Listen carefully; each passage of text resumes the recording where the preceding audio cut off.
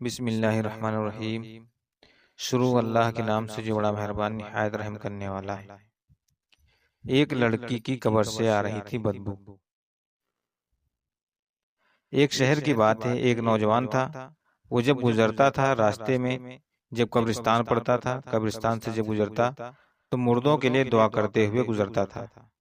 तो जब आपका भी गुजर किसी कब्रिस्तान से हो तो आपको भी चाहिए कि आप कुरान की आयतें, कुरान की सूरतें पढ़कर और मुर्दों की बख्शिश के लिए दुआ करते। हो सकता है अल्लाह ताला को यही आपकी अदा पसंद आ जाए और इसी नेकी की वजह से अल्लाह ताला आपको माफ फरमा दे और आपको भी बख्श दे। हो सकता है कि आपकी कब्र से भी कोई गुजरे तो फातिहा पढ़ता हुआ गुजरता चला जाए। तो ये बहुत अच्छी बात है कि आप एक दूसरे की मदद कर रहे हैं, आप एक दूसरे के काम आ रहे हैं। तो जब एक बंदा दूसरे बंदे के काम आता है तो अल्लाह ताला उनसे राजी हो जाता है, अल्लाह ताला उनसे खुश होता है। और यही नहीं होना चाहिए कि आप अल्लाह को राजी करें और अल्लाह की रजा के लिए अल्लाह के बंदों की मदद करें। वो कब्रिस्तान से गुजर रहा था तो उसने सोचा कि चलो सूरह फातिहा की तिलावत करें और इनको बख्श दें, तो हमें भी सवाब मिलेगा और इन्हें भी सवाब मिलेगा और ये बहुत अच्छी बात है। तो उसने एक कब्र के करीब वो गया और जाने के बाद जैसे ही उसने पढ़ना शुरू किया तो उसकी निगाह एक ऐसी कब्र पर गई कि उस कब्र के ऊपर सांप बैठा हुआ था। बड़ा भयानक सांप था। तो जब उसने सांप को देखा तो वो वहीं से उसने एक डंडा उठाया और सोचा कि कब्र पर जो सांप बैठा है, चलो इसको मार देते हैं। जैसे ही उसको मारने के लिए आगे बढ़ा तो वो सांप उस कब्र के अंदर चला गया। जब कब्र के अंदर वो घुस गया तो ये शख्स भी उस कब्र के करीब गया और जैसे ही उस कब्र के करीब पहुंचा तो इसे बहुत बदबू महसूस हुई। इसने कहा, यार ये बदबू और इस कब्र के पास से आ रही है। ये बैठा और बैठने के बाद इसने देखा कि सुराख भी वहीं पर था और सांप उसके अंदर चला गया। कब्र के इसने मिट्टी उठाई और मिट्टी उठाने के बाद मिट्टी को सूंघा। जब मिट्टी को सूंघा तो मिट्टी में बहुत बुरी बदबू आ रही थी। इसने मिट्टी को फेंक दिया। इसने कहा, यार ऐसा कैसे हो सकता है, इस मिट्टी में तो बहुत बुरी बदबू आ रही है। तो इसने वहीं पड़ोस वाली कब्र से मिट्टी उठाई, उसको सूंघा। उसमें बहुत अच्छी कस्तूरी की खुशबू आ रही थी, बहुत बेहतरीन खुशबू आ रही थी। इसने कहा, ऐसा कैसे हो सकता है कि पड़ोस वाली कब्र में बदबू आ रही है और साइड वाली कब्र से बहुत अच्छी खुशबू आ रही है। तो इसने वहां पर देखा पत्थर। पहले जमाने में लोग रख देते थे, उस पर सब लिखकर और लगाकर देते थे। आज भी कहीं कहीं कब्रिस्तान में आप देखो, मैं अक्सर गया हूँ बरेली शरीफ में, अक्सर कब्रिस्तान है कि जिसमें वो लोहे की टीन का या किसी और चीज का एक ऐसा कुछ बना देते हैं, उसमें लिख देते हैं कि मरने वाले का नाम, पता और तारीख वगैरह डाल देते हैं। तो पहले जमाने में पत्थर, उस पर सब लिखा हुआ था कि कितनी इसकी उम्र है, कितनी उम्र में इसका इंतकाल किया और क्या नाम है, क्या पता है। उसने देखा पत्थर पर लगे हुए थे, उसी पत्थर पर उसका नाम, पता, एड्रेस सब लिखा हुआ था। उसको इसने पढ़ा। पड़ोस वाली कब्र पर देखा कि ये किसकी है, तो उसका भी नाम, पता, एड्रेस। तो इसने देखा तो वो दोनों बहनें थीं।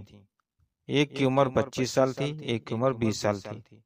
अब इसने सोचा कि चलो इसकी कहानी क्या है, इसके पीछे का रीजन क्या है, कहानी क्या है, मालूम करने के लिए इनके घर चलना पड़ेगा। वो चल दिया। चलते चलते इन्हीं दो लड़कियों के गांव आ गए। उसके अंदर उन्होंने जब तलाश किया तो वो घर आ गया कि लड़कियों का जो घर था। वो घर गया, दरवाजा खटखटाया। टूटा फूटा घर था, दरवाजा खटखटाया। अंदर से एक बूढ़ी खातून निकल के आई और उनके साथ कोई नहीं रहता था। वह बूढ़ी खातून थी। इसने पूछा, अम्मा आप ही इस घर की मालकिन हो? कहा, हाँ मैं ही हूँ, बताओ क्या बात है, कहाँ से आए हो? कहा, अम्मा ये बताओ, वो दोनों बेटियां आप ही की हैं? नाम बताया। कहा, अरे ये तो मेरी बेटियां हैं, लेकिन इनका तो इंतकाल हो गया है, इनके बारे में अब आप क्या पूछ रहे हो, क्यों पूछ रहे हो और कहाँ से आए हो?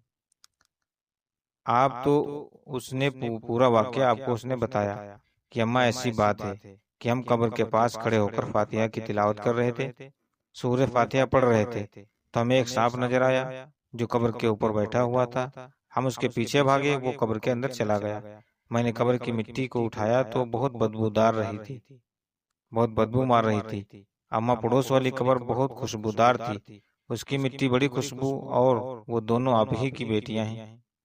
एक की उम्र 25 साल, दूसरे की उम्र 20 साल। तो 20 साल वाली लड़की आपकी उसकी कब्र से बहुत अच्छी खुशबू आ रही है, और 25 साल की लड़की वाली उसकी कब्र से बहुत बुरी बदबू आ रही है। अम्मा ने कहा, अच्छा बेटा अंदर आओ, मैं तुम्हें बताती हूँ। अम्मा मुझे बस ये बता दो, ये कहानी क्या है, इसके पीछे रीजन क्या है। तो अम्मा ने कहा, सुनो बेटा, बैठो। पानी लाई, पानी पिलाया। कहा, सुनो, मेरी दो बेटियां थीं और दोनों बड़ी प्यारी थीं। तो एक दिन क्या हुआ, मैं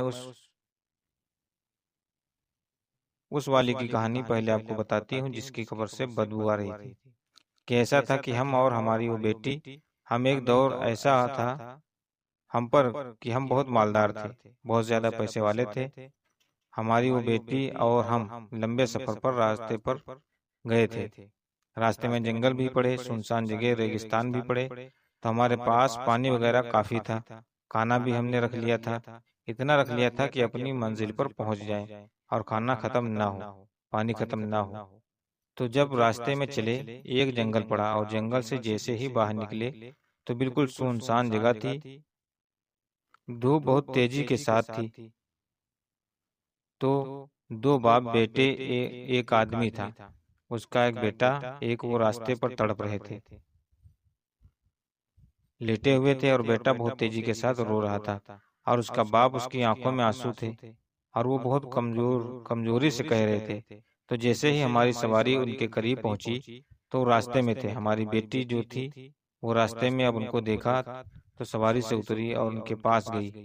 कहा, ऐसा क्या है कि आप लोग यहाँ लेटे हो, क्यों हो, रास्ता रोके हुए हो, राहगीरों को परेशान कर रहे हो, आप मुसाफिरों को परेशान कर रहे हो। तो वो आदमी बोला कि ऐसा नहीं है बहन, हम किसी राहगीर को, किसी मुसाफिर को परेशान करने के लिए यहाँ नहीं लेटे हैं। बस हम तो प्यास से तड़फ रहे हैं। हमें चलो प्यास लगी है, कोई बात नहीं, हम बर्दाश्त कर सकते हैं, लेकिन ये जो छोटा बच्चा है हमारा, ये बहुत ज्यादा प्यासा है, और इसके बहुत तेजी के साथ भूख लगी है, प्यास भी लगी है। तो अल्लाह के वास्ते, अल्लाह के लिए आप थोड़ा सा पानी मेरे बेटे को पिला दो। थोड़ा सा पानी अगर मेरा बेटा पी लेगा, तो वो अभी रो रहा है, अभी उसको भूख की शिद्दत है, प्यास की शिद्दत है।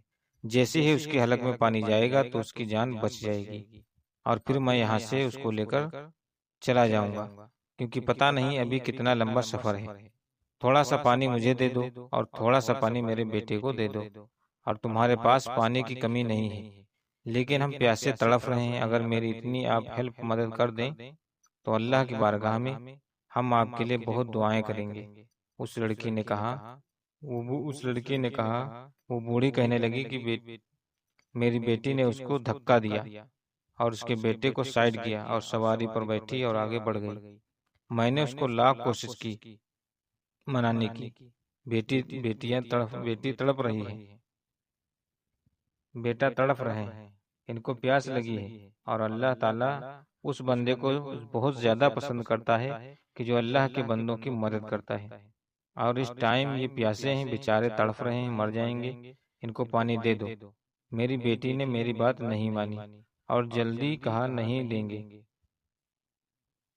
क्योंकि उसको पैसों का घमंड था, तकब्बुर था, बहुत ज्यादा। उसने पानी नहीं दिया। हम अपनी मंजिल पर पहुंच गए, यहाँ तक कि जब वापस आए तो क्या देखा कि वो दोनों बाप बेटे मर गए थे, क्योंकि इधर से जब हम जा रहे थे तो तड़प रहे थे। अगर दो घूंट उनको पानी मिल जाता तो उनकी जिंदगी बच जाती। मेरी बेटी ने उनको मार दिया, मेरी बेटी ने उनको पानी नहीं दिया, लेकिन मेरी बेटी इतनी मनहूस थी कि इसकी वजह से वो दोनों बाप बेटे मर गए, लेकिन इसको कोई पछतावा नहीं हुआ, कोई पछतावा नहीं हुआ, बल्कि और खुश हो गई कि देखो मेरे पैसे और मेरी दौलत और मेरा पानी मैंने इसको नहीं दिया, इसकी डेथ हो गई, मर गए दोनों। अगर हम इनको पानी दे देते तो इनकी जान बच जाती। बड़ा फख्र से कह रही थी, बड़ी खुशी से, कि बेटा मुझे लगता है कि ये उसी वजह से उसकी कब्र बदबूदार है, उसकी कब्र में अजाब हो रहा है। और उसका सूद का काम था, सूद खाती थी, हराम कमाई कमाती थी, और गरीबों पर बड़ा अत्याचार करती थी। मेरे भाइयों, अगर आपके दरवाजे पर कोई गरीब सवाल लेकर आए तो उसको थोड़ा बहुत आटा चावल या थोड़े बहुत पैसे दे देने से इनकार मत करना। ये मत कहना कि मेरे घर नहीं है। हो सकता है कि अल्लाह ताला ने आपका इम्तिहान लेने के लिए अपने किसी फरिश्ते को भेजा हो सकता है अल्लाह ताला कौन सी आजमाइश में आपको डाल रहा है और आपका इम्तिहान ले रहा है। तो कभी भी ये मत कहना कि हमारे घर नहीं है। अगर आप नहीं दे सकते तो उसे ये कह देना कि भाई आप आगे देख लीजिए, हम आपको नहीं देंगे। नहीं दे सकते, ये मत कहना कि हमारे घर नहीं है, क्योंकि अल्लाह ताला बहुत नाराज होता है और दे देने में कोई इंसान की दौलत घटती नहीं है। अगर 100 फकीर 100 मिस्कीन आपके दरवाजे पर आए और आप उन 100 को दे दें तो आपका माल घटेगा नहीं, बल्कि अल्लाह ताला उसमें और बरकत अता फरमा देगा। आपको पता भी नहीं चलेगा कि हमारे यहाँ कहाँ से आ रहा है। ये बात हकीकत है। तो वो कहती इसी वजह से उसकी कब्र में वो अजाब हो रहा है और इसकी जो कब्र की मिट्टी है बदबूदार इसी वजह से है, क्योंकि एक दूसरे की गीबत चुगली और सूद का कारोबार करती थी और गरीबों को बहुत सताया करती थी। फिर बात यहीं तक खत्म नहीं हुई। बेटा वो बूढ़ी कहने लगी, बेटा बात यहीं खत्म नहीं हुई। अब ये वापस घर आई। घर पर आने के बाद इसकी छोटी जो बहन थी बहुत खुश हो गई कि अम्मा और बहन वापस आ गईं। तो जैसे ही अंदर ये दाखिल हुई तो मेरी छोटी बेटी से कहने लगी कि देख, आज मैंने इतना बड़ा काम किया है। तो मेरी बेटी बोली, क्या काम किया है? कहा, मैंने एक प्यासे इंसान को पानी नहीं दिया, मैंने एक प्यासे बेटे को पानी नहीं दिया, प्यासे बाप को पानी नहीं दिया, और तड़प तड़प कर वो मर गए। और हंस रही थी और तालियां बजा के साथ बता रही थी। ये अपने गुरूर और घमंड में कह रही थी कि छोटी बेटी ने जब इतना सुना, सर पकड़कर बैठ गई। कहा, तो उस पर लानत हो, तू कैसी है? तूने दौलत के घमंड में गुरूर में आके तूने 2 लोगों की जान में ले ली है। तूने 2 लोगों की हत्या कर दी है। अरे तौबा कर तौबा, अल्लाह का अजाब ना तुझे पकड़ ले। वो कहती है कि वो बूढ़ी कहती है कि मेरी बेटी पर कोई असर नहीं हुआ और वो खुश थी कि साथ करी थी और साथ कह रही थी कि नहीं कुछ नहीं होता। ऐसे तो ना जाने कितने लोग दुनिया में मरते हैं, कोई किसी की मदद नहीं करता, कुछ नहीं होता ऐसे। और वो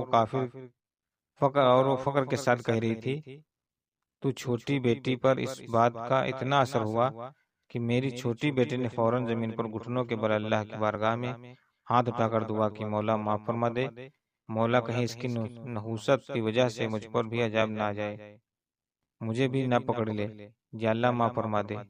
मैं अपने सच्चे दिल से तौबा करती हूँ, मैंने तमाम गुनाहों से तौबा करती हूँ, मुझे माफ फरमा दे। फिर उसने एक मामूल बना लिया। मोहल्ले में एक गरीब घर था, 2 बच्चे थे छोटे छोटे। तो मेरी बेटी क्या करती थी, अपने हिस्से का आधा खाना उन तक पहुंचा देती थी, आधा खाना उनको देकर आती थी, और जब तक वो जिंदा रही तब तक मेरी बेटी ने उनको खाना पहुंचाया। हो सकता है कि इसी की वजह से मेरी छोटी बेटी उसकी कब्र खुशबू में मुअत्तर है, खुशबू से महक रही है, और मेरी बड़ी बेटी जो थी उसकी कब्र जो बदबू आ रही है, वो यही वजह है। अल्लाह अकबर। देखा आपने कि अगर आप किसी की मदद करते हैं तो अल्लाह ताला कितना खुश होता है, आपसे कितना राजी होता है। अगर आप चाहते हैं कि हमारा घर जन्नत में बने, अगर आप चाहते हैं कि हमें जन्नत में जगह मिले, तो आप गरीबों की मदद करें। अगर आपको इतनी इस्तिताअत है, आपके पास इतने माल दौलत है, तो आप कभी भी अपने दरवाजे से किसी गरीब को मत लौटाना। ये वीडियो कैसी लगी प्लीज़ कमेंट में ज़रूर बताइएगा। अब मिलते हैं अगली वीडियो में, तब तक के लिए अल्लाह हाफिज़।